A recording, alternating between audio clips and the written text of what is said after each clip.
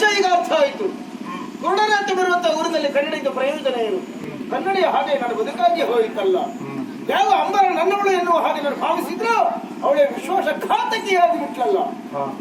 ಪ್ರಾಜ್ಞರಾಡುವಂತಹ ಮಾತು ಸುಳ್ಳಲ್ಲ. ಅತ್ಯ ಹೂವನ್ನಾದ್ರೂ ನೋಡಬಹುದು, ಬಿಳಿಯ ಕಾಗೆಯನ್ನಾದ್ರೂ ಕಾಣಬಹುದು. ಹೆಣ್ಣಿನ ಮನಸ್ಸನ್ನು ಅರ್ಥ ಮಾಡಿಕೊಳ್ಳುವುದಕ್ಕೆ ಸಾಧ್ಯವೇ ಇರುವಂತೆ ಹೃದಯಸ್ಥಿತಂ. ಹೌದು, ಪಡದೆ ಪಕ್ಕದಲ್ಲೇ ಮಲಗೇಳೆಂದು ಗಾಢ ನಿದ್ರೆ ಹೋಗಬೇಡ ಮಾನವ. ಜಾಗ್ರತ ಜಾಗ್ರತ. ನಾ ಇಷ್ಟು ದಿವಸ ಜಾಗ್ರತೆ ಮಾಡಲಿಲ್ಲ, ಇನ್ನಾದ್ರೂ ಜಾಗರೂಕರಾಗದೇ ಇದ್ರೆ ನನ್ನ ಬದುಕೆ ಮಣ್ಣು ಮುಖ್ಯ ಹೋದಿತ್ತು.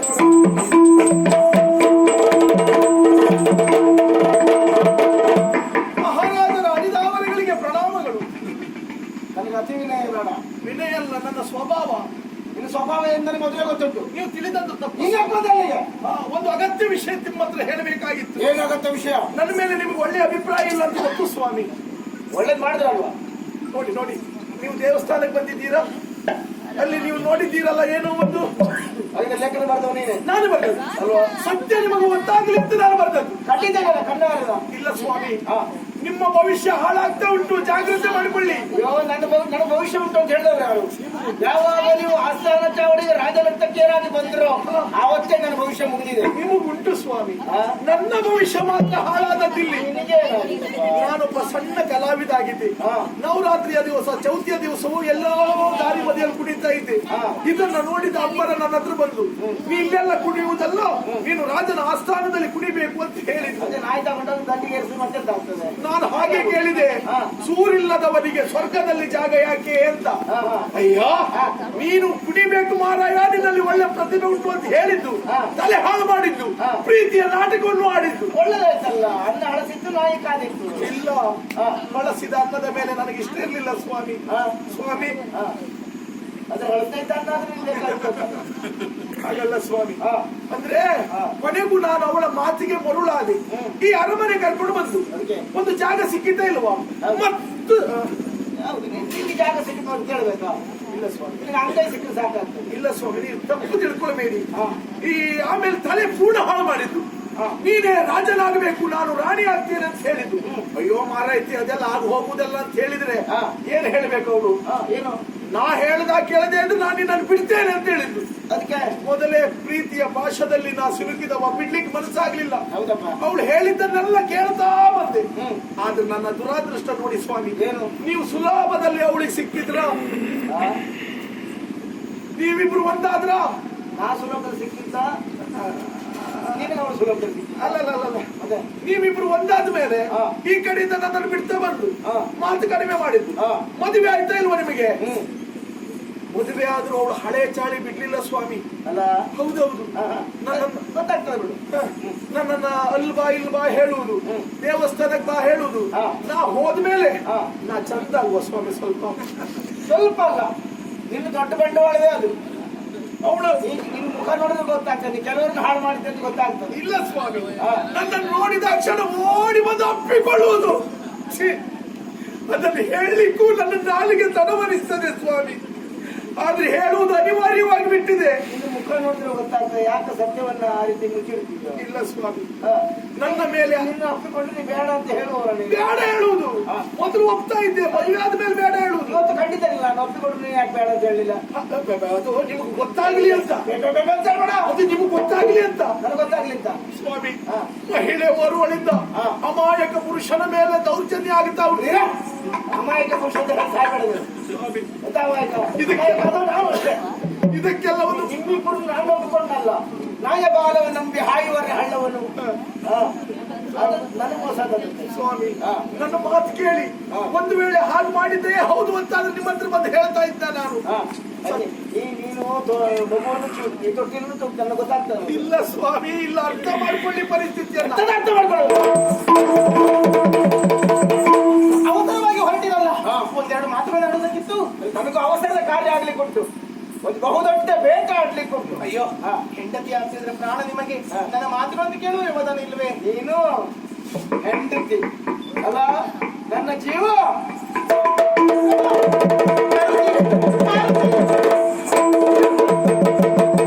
ಉಪಕಾರ ಮಾಡ್ತೀನಿ, ನನ್ನ ಪ್ರಾಣವನ್ನೇ ನಿನ್ನ ಕೈಯಲ್ಲಿ ಇಡುತ್ತಾ ಇದ್ದೇನೆ. ನನ್ನನ್ನು ಉಳಿಸಬೇಕು ಮಾಡಬೇಕಾದವರು ನೀನೇ ಆಗಿದ್ದೀಯ. ಯಾಕಮ್ಮ ಈ ದೊಡ್ಡ ಮಾತು ಹೇಳ್ತಾ ಇದ್ದೀನಿ? ನಾನೊಬ್ಬಳು ವಂಚಕಿ, ಮೋಸ ಮಾಡೋದಕ್ಕಾಗಿ ಇಲ್ಲಿಗೆ ಬಂದವರು. ಸತ್ಯವನ್ನ ನಿನ್ನ ಆಡುತ್ತೇನೆ. ಯಾಕೆ ಹೀಗೆ ಮಾಡಿದ್ರೆ? ಪ್ರಾಣವನ್ನು ಕೊಲ್ಲುವುದಕ್ಕಾಗಿ ಬಂದಂತ ಹಿಡಿಮೆಯಾದರೂ ರಾಕ್ಷಸಿಯಾದರೂ ಕಡೆಗೆ ಪಾಂಡವರ ಬದುಕಿಗೆ ಬೆಳಕಾದರು. ಅಂತ ರಾಕ್ಷಸಿಯನ್ನಾದ್ರೂ ಬದಲು ಮಾಡಿದ್ದು ಭೀಮನ ಗುಣ. ಇಲ್ಲಿಯೂ ಹಾಗೆ ಪರುಷಮಣದ ಸ್ಪರ್ಶದಿಂದಲಾಗಿ ಕಬ್ಬಿಣ ಬಂಗಾರವಾಗುವಂತೆ ಮೋಸಗಾತಿಯಾಗಿ ಬಂದಿರುವಂತ ನನ್ನನ್ನು ಪೂರ್ಣ ಬದಲು ಮಾಡಿದ ಈ ಮನೆಯ ಪ್ರೀತಿಯ ವಾತಾವರಣ ಸತ್ಯವೇ ಹೌದು. ಇದು ನೀಲರತ್ನ ಹೆಂಡತಿಯಾಗಿ ನಾನು ಬದುಕುತ್ತಿದ್ದೇನೆ, ಪ್ರಾಮಾಣಿಕವಾದ ಜೀವನ ನಡೆಸುತ್ತೇನೆ. ಸಂತೋಷ. ಆದರೆ ನನ್ನ ತಪ್ಪನ್ನು ಒಪ್ಪಿಕೊಂಡು ಅವರಲ್ಲಿ ಕ್ಷಮೆ ಕೇಳುವುದಕ್ಕೆ ಬಂದರೆ ಕೇಳಬೇಕಿತ್ತು. ನನ್ನ ಮಾತುಗಳನ್ನು ಕೇಳದೆ ಆತ ಕಡೆಗೆ ಹೋದ್ರು. ಅವರಿಗೆ ನನ್ನ ಮೇಲೆ ಏನೋ ಸಂಶಯ ಬಂದಿದೆ. ನನ್ನನ್ನು ಅವರು ಒಪ್ಪಿಕೊಳ್ಳುವಂತ ಲಕ್ಷಣಗಳು ಕಾಣಿಸುತ್ತಿಲ್ಲ. ಹೋಗಿ ಅವರಲ್ಲಿ ಸತ್ಯವನ್ನ ಹೇಳು. ನಾನು ತಪ್ಪು ಮಾಡಿದ್ದೇನೆ, ನಾನು ಒಪ್ಪಿಕೊಳ್ಳುತ್ತಿದ್ದೇನೆ ಎನ್ನುವ ಹಾಗೆ. ಒಂದು ವೇಳೆ ಅವರು ನನ್ನನ್ನು ಒಪ್ಪಿಕೊಳ್ಳದೆ ಸ್ವೀಕಾರ ಮಾಡದೇ ಇದ್ದರೆ ನಾ ಪ್ರಾಣ ಕಳಕೊಳ್ಳುತ್ತೇನೆ. ನನ್ನನ್ನು ಹೆಣವಾಗಿ ಕಾಣಬೇಕಾಗುತ್ತದೆ. ದುಡುಕಬೇಡಿ ತಾಯಿ, ದುಡುಕಬೇಡಿ. ನನ್ನ ಪ್ರಾಣವನ್ನು ಮತ್ತೆ ಇಟ್ಟಾದ್ರೆ ಈ ವಿಷಯವನ್ನು ನಾನು ಹೇಳ್ತೇನೆ. ಹೋಗಿ ಹೇಳು.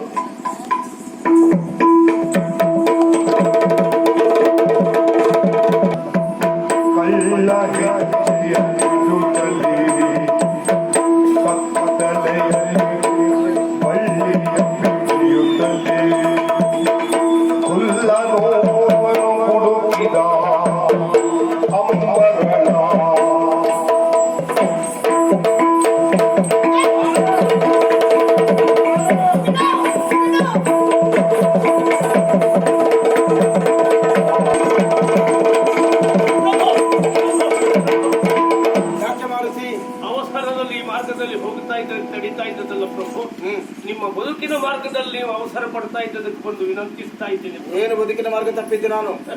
ಹೀಗೆ ಹೇಳ್ತೇನೆ ಅಂತ ತಪ್ಪು ತಿಳ್ಕೊಳ್ಬೇಡಿ.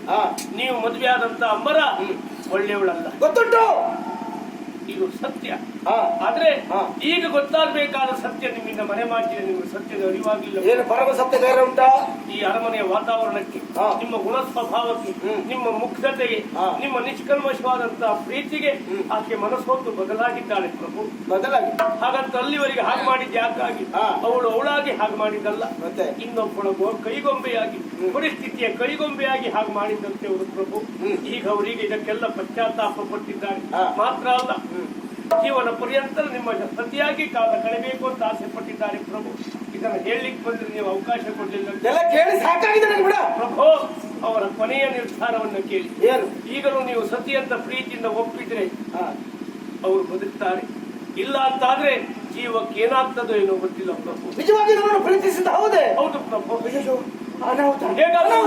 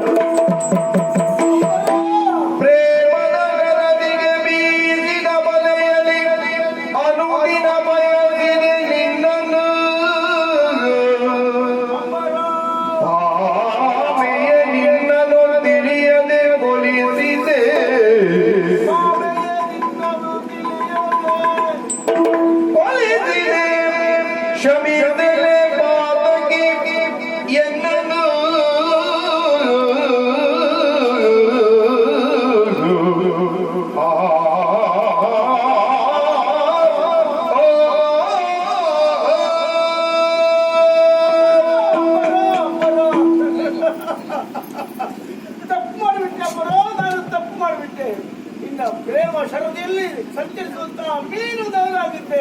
ಶರದಿಯೇ ಬಂದು ಹೋದ್ರೆ ನೀನು ಬದುಕುವುದಕ್ಕೆ ಸಾಧ್ಯ ಉಂಟೆ?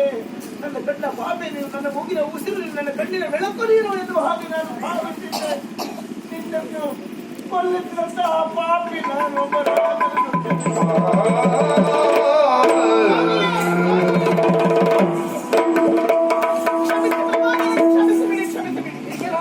ನನಗೇನು ಆಗಿಲ್ಲ ಸ್ವಾಮಿಯೇ. ಆಶ್ಚರ್ಯವಾಯಿತು, ತಪ್ಪಾಗಿ ಹೋಯಿತು. ಅಯ್ಯೋ, ನೀವೇನು ತಪ್ಪು ಮಾಡಿದ್ದಿಲ್ಲ, ನಿಮಗೆ ತಪ್ಪು ಮಾಡಿದವಳು ನಾನಿದ್ದೇನೆ. ನಾನೊಬ್ಬಳು ಕೆಟ್ಟವಳಾಗಿ ಬಿಟ್ಟಿದ್ದೇನೆ, ನಿಮಗೆ ವಂಚನೆ ಮಾಡಿದೆ, ನನ್ನನ್ನು ಕ್ಷಮಿಸಬೇಡಿ. ಕೊಲ್ಲಿಸುವುದಕ್ಕಾಗಿ ನಾನೇ ಜನ ಕಳಿಸಿಕೊಟ್ಟಿದ್ದೆ. ಅಯ್ಯೋ, ಅಂದ್ರೆ ಭಗವಂತ ದೊಡ್ಡವ. ನನಗದೇ ಆಶ್ಚರ್ಯವಾದ. ಮನೆಗೆ ಬಿದ್ದಿಸುತ್ತಾ ಇದ್ದ ಹೊತ್ತಿನ ಯಾವನೊಬ್ಬ ವ್ಯಕ್ತಿ ಬಂದು ನನ್ನನ್ನು ಹಿಡಿದೊಳೆದ ಕೊಲ್ಲಬೇಕೆನ್ನುವಷ್ಟರಲ್ಲಿ ಮರೆಯಿಂದ ಬಂದಿರುವಂತಹ ಕತ್ತಿಯೊಂದು ಅವನನ್ನೇ ಇರಿದು ಕೊಂದಿತ್ತು. ನಾ ಬದುಕಿದೆ, ಆದ್ರೆ ನನ್ನನ್ನು ಬದುಕಿಸಿದ್ಯಾರು ಏನೆನ್ನೋದು ನನಗೆ ಅರ್ಥವಾಗ್ಲಿಲ್ಲ ಸ್ವಾಮಿಯೇ. ಸತ್ತು ಬಿದ್ದವ ಹಾಗಾದ್ರೆ ಶ್ರೀಗಂಧನೇ ಸತ್ತು ಬಿದ್ದನೋ?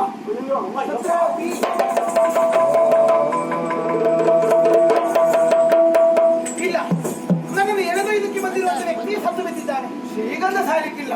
ಹಾಗಾದ್ರೆ ಅವನಲ್ಲಿ ಹೋದ? ಅವನಿಗೆ ಬೇಕಾದ್ದು ಸಿಕ್ಕಿದ್ದು ಕೆಲಸ ಮಾಡಿದ್ರೆ ಹೋಗದೆ ಅವನ ಬುದ್ಧಿ. ಗಂಧ, ಶ್ರೀಗಂಧ. ನಾನು ಹೇಗ್ ಸಾಯ್ತೇನೆ ಸುಲಭದಲ್ಲಿ.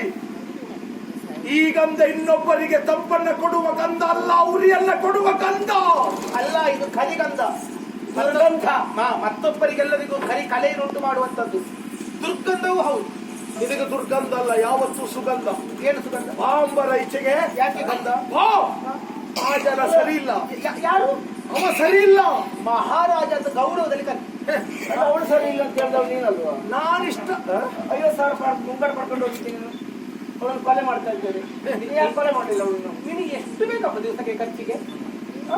ಅವತ್ತು ಇಷ್ಟು ದೊಡ್ಡ ಗಂಟು ಕೊಡ್ತಾರ ನಿನಗೆ. ನಾನು ಯಾರಿಗೆ ಕೊಟ್ಟದ್ದು? ನೀನ್ ನನಗೆ ಕೊಟ್ಟದ್ದಲ್ಲ, ಮತ್ತೆ ನಾನು ಕೊಟ್ಟದ್ದು ಅನಾಥಾಶ್ರಮಕ್ಕೆ ಬಡ ಮಕ್ಕಳಿಗೆ ದಾನ ಮಾಡಿದ್ದೇನೆ. ನೀನೇ ನಿರ್ಗತಿಕ, ನಿನಗೆ ಇರುವುದಕ್ಕೆ ಸರಿ ಸ್ಥಳ ಇಲ್ಲ. ನೀವು ಮತ್ತೊಬ್ಬರಿಗೆ ಮಾಡುವುದು ಮಣ್ಣಿನ ಕೆಲಸ ಮತ್ತು ನೀವು ದಾನ ಧರ್ಮದೇನಲ್ಲ. ಗೋ ಹತ್ಯೆ ಮಾಡಿದ್ರು ಸತ್ಯನಾರಾಯಣ ಪೂಜೆ ಮಾಡ್ತೇನೆ ಅಂತ ಹೇಳಿದ್ರೆ ಕಥೆ ಇತ್ತು. ಇದುವರೆಗೆ ನನ್ನ ಅಂತರಂಗ ಯಾರಿಗೂ ಬಿಚ್ಚಿಡ್ಲಿಲ್ಲ. ಇಲ್ಲ ಇಲ್ಲ, ಅಂತರಂಗವೇ ಇಲ್ಲ, ಮತ್ತೆ ಬಿಚ್ಚಿಡುದಿತ್ತು. ಸಾಯ ನೀನು ಈಚೆ ಬರೆ. ಎಂತದಕ್ಕೆ? ನಿನ್ನನ್ನ ಕೊಲ್ಲಿಸುವುದಕ್ಕೆ ಹೇಳಿದ ಪಾಪಿಯಮ್ಮ ಅವನ್ ಸರಿ ಇಲ್ಲಮ್ಮ. ನಾನೇ ಅರ್ಥ ಹೇಳಿ ಆಯ್ತಾ? ಸ್ಪಷ್ಟ ನನಗೆ ಗೊತ್ತು. ಏನು? ನನ್ನನ್ನು ಕೊಲ್ಲುವುದಕ್ಕೋಸ್ಕರವಾಗಿ ಅವರು ಹೇಳಿದ್ದು ಸತ್ಯ. ಆದ್ರೆ ಮತ್ತೊಬ್ಬ ಯಾರು ಹಣ ಪಡೆದು ಬೇಕಾದಾಗ ಕೊಲ್ಲುತ್ತೇನೆ ಅಂತ ಹೇಳಿದ್ದು ಒಪ್ಪಿಕೊಂಡದ್ದು ಸತ್ಯ. ಒಪ್ಪಿಕೊಂಡದ್ದು ಯಾಕೆ ಗೊತ್ತಾ? ನೀನೇ ಅಲ್ವಾ? ಹೌದು, ಒಪ್ಪಿಕೊಂಡೆ. ಯಾಕೆ? ಯಾಕೆ? ನಿನ್ನನ್ನು ಉಳಿಸುವುದಕ್ಕಾಗಿ. ಉಳಿಸುವುದಕ್ಕೆ ಕೊಲ್ಲುವುದಕ್ಕೆ ಒಪ್ಪಿಕೊಳ್ಳುದ? ಬೇರೆ ಯಾರಿಗಾದ್ರೂ ನೀವು ಆದೇಶ ಮಾಡಿದ್ದಿದ್ರೆ ಬಂದವರು ನಿನ್ನನ್ನು ಕೊಂದೇ ಬಿಡ್ತಾ ಇದ್ರು. ಸತ್ಯದ ಅನಾವರಣ ಆಗಬೇಕಾಗಿತ್ತು. ಆದ್ದರಿಂದಲೇ ನಾವು ಒಪ್ಪಿಕೊಂಡು ಬಂದೆ. ಇಷ್ಟೆಲ್ಲ ನಾಟಕ ಆಡಿದೆ. ಉಪಕಾರವಾಯಿತು ನಿಮಗೆ. ಯಾಕೆ ಗೊತ್ತಾ? ಅವತ್ತು ಇವರು ಆ ರೀತಿ ಮಾತು ಹೇಳದೆ ಇರ್ತಿದ್ರೆ, ನನ್ನನ್ನು ನೀನು ಉಳಿಸದೇ ಇರ್ತಿದ್ರೆ ನನಗೆ ಇವರು ಏನಂತ ನನಗೆ ಅರ್ಥ ಆಗ್ತಿರ್ಲಿಲ್ಲ. ಆದ್ರೆ ನಾನು ಸತ್ತೇ ಹೋದೇನು ಹಾಗೆ ತಿಳಿದು ಅವರ ಅಂತರಂಗವನ್ನು ಬಿಚ್ಚಿ ಕಣ್ಣೀರು ಇಟ್ಟರಲ್ಲ, ನನಗೆ ಅವರ ಅಂತರಂಗ ದರ್ಶನ ಮಾಡಿಕೊಟ್ಟ ಪುಣ್ಯಾತ್ಮ ನಿಮಗೆ ಗೊತ್ತಾನೆ. ನೋಡು, ಗಿಡ ಕತ್ತರಿಸಿದ್ರು ಮತ್ತೆ ಹೇಗೆ ಚಿಗುಳೊಳಿತದೋ, ಹೂ ಬಿಡುವುದಕ್ಕೆ ಅನುಕೂಲ ಆಗುತ್ತದೋ, ಹಾಗೆ ನಿಜವಾಗಿ ಅದು ಒಳ್ಳೆ ಕೃಷಿಕನಾಗಿ ಉಪಕಾರ ಮಾಡಿ. ಅದೇ ನೀನು ಇನ್ನೊಂದು ಗದ್ದೆ ಉಳ್ಳಿಗೆ ಹೋಗು ಅಂತ ಹೇಳಿದವಳು. ಹೌದಾ? ನೇಗಿಲಿಗೆ ಕಟ್ಟುವ ಕೋಣ ನಿಮ್ಮಿಬ್ಬರನ್ನು ಕಟ್ತೇನೆ ಮುಂದೆ. ಏಯ್, ಬಡವರ ಮಕ್ಕಳು ಬೆಳಿಬೇಕು, ಬಡವರ ಮಕ್ಕಳು ಬೆಳಿಬೇಕು ಅಂತ ಆಸೆ ತೊಟ್ಟೆ. ಅದಕ್ಕೋಸ್ಕರವಾಗಿ ಬೆವರು ಸುರಿಸಬೇಕು, ಸಾಧನೆ ಮಾಡಬೇಕು. ಆದ್ರೆ ಮತ್ತೊಬ್ಬರ ಬದುಕನ್ನು ಕೊನೆಗೊಳಿಸಿ ಅಲ್ಲ. ಬದುಕುವುದಕ್ಕೆ ದಾರಿಗಳು ಹಲವು. ನಾ ಕಂಡುಕೊಂಡ ದಾರಿ ಹೀಗೆ ಅಲ್ಲ, ಕೆಲವು. ಆದ್ರೆ ಶ್ರೀಮಂತರು ಶ್ರೀಮಂತರಾಗುತ್ತಲೇ ಹೋದ್ರು, ಬಡವರು ಬಡವರಾಗುತ್ತಲೇ ಹೋದ್ರು. ಶ್ರೀಮಂತನಾಗದೆ ಇದ್ರು ತೊಂದರೆ ಇಲ್ಲ, ನಾನು ಇಷ್ಟಪಟ್ಟದ್ದು ಮಾತ್ರ ನನಗೆ ಸಿಗಬೇಕು. ಪ್ರಾಮಾಣಿಕತೆಗೆ ಎಲ್ಲಾ ಕಡೆಯಲ್ಲಿ ಬೆಲೆ ಉಂಟು ಎನ್ನುವುದನ್ನು ಈ ಪ್ರಕರಣ ಕಾಣಿಸಿಕೊಟ್ಟಿದೆ. ನಿಜವಾಗಿ ಅದು ಪರಿಶುದ್ಧವಾದ ಪ್ರೇಮ, ತ್ಯಾಗ ಎಲ್ಲವನ್ನು ಗಳಿಸುತ್ತದೆ ಎನ್ನುವುದಕ್ಕೆ ಸಾಕ್ಷಿಯಾದದ್ದು ಇದು. ಕೇವಲ ಮೋಸ ವಂಚನೆಗಳು ಬದುಕನ್ನೇ ಹಾಳು ಮಾಡ್ತದೆ ಅನ್ನೋದಕ್ಕೆ ಸಾಕ್ಷಿ ನೀನು. ನನ್ನ ಪರಿಶುದ್ಧ ಪ್ರೇಮಕ್ಕೆ ಕೊಳ್ಳಿದ್ದವ ಮಹಾರಾಜ. ಹಾಗಾದ್ರೆ ಪ್ರೇಮ ಅಂದ್ರೆ ಎಂತ? ನಾನು ಇಷ್ಟು ದಿವಸ ಮಾಡಿದ್ದು, ಪ್ರೀತಿಸಿದ್ದು, ನಾನು ಇಷ್ಟಪಟ್ಟವಳನ್ನು ನೀ ಪಡ್ಕೊಂಡು ಬಿಟ್ಟಿಯಲ್ಲ. ಈ ಅಂಬರ ನನಗೆ ಸಿಗದೆ ಇದ್ದ ಮೇಲೆ ನಿನಗೂ ಸಿಗಬಾರದು. ಸಿಗಬಾರದು ಅಂತಾದ್ರೆ ಎಂತ ಆಗುತ್ತದೆ ನಿನ್ನಿಂದ? ನಾನೇ ಒಪ್ಪಲಿಲ್ಲ, ಮತ್ತೆ ಈ ಪ್ರಪಂಚದಲ್ಲಿ ನೀನು ಬದುಕಲು ಬಾರದು. ಅಯ್ಯಯ್ಯ,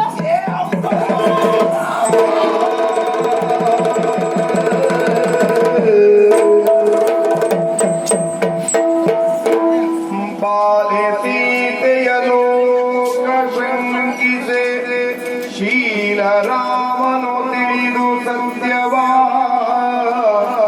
ಬಾಳಿಕೊಂಡನು ಏಕ ಪತ್ನಿಯ ವ್ರತವ ಧರಿಸುತ್ತಲೇ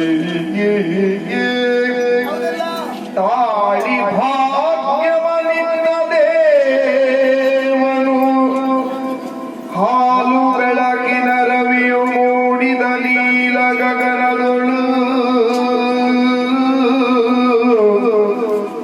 ಹಾಲು ಬೆಳಕಿನ ರವಿಯು ಮೂಡಿದ ನೀಲ ಗಗನದೊಳು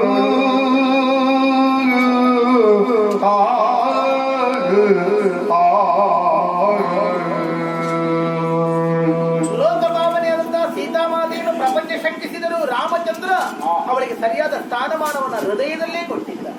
ಏಕಪತ್ನಿ ವೃತ್ತನಾಗಿ ಆದರ್ಶ ಪತಿಯಾಗಿ ಮೆರೆದ.